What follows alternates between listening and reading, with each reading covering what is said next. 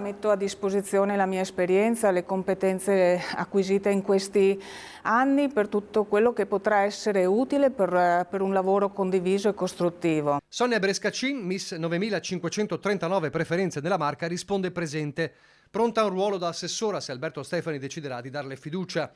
I giorni del fantacalcio per il Toto Giunta continuano senza sosta, trattativa febbrile e ancora lunga per disegnare lo scacchiere di Palazzo Balbi. I nomi si affollano, le ipotesi anche.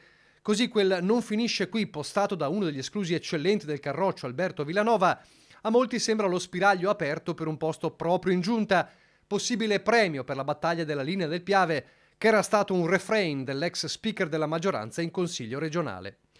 Un consiglio nel quale la Lega potrebbe sdoppiarsi in due liste, una del Carroccio e una a nome Stefani, e dove un altro grande escluso non dispera di rientrare. Io attenderei un po' l'esito della proclamazione e capire che cosa deciderà la Corte d'Appello di Venezia. Corte d'Appello o meno, sul piatto c'è comunque un nome che può aprire le porte, un nome da oltre 200.000 voti, quello di Luca Zaia. Sono il primo dei non eletti più felice di tutto il Veneto, anche perché penso che Luca Zaia rimarrà in Consiglio regionale del Veneto, come ha anticipato, ma non credo rimarrà 5 anni perché il governatore, a mio modo di vedere, ha ancora molto da dire a tutti i livelli.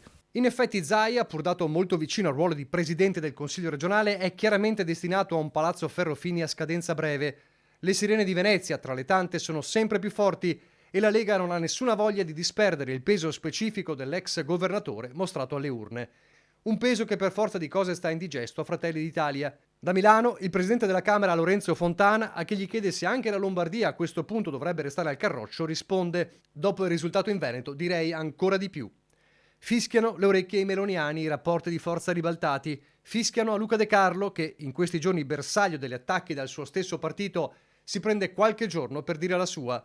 Ma il lapalissiano, come la Pax Stefaniana in regione, non avrà certo repliche in tutti i territori.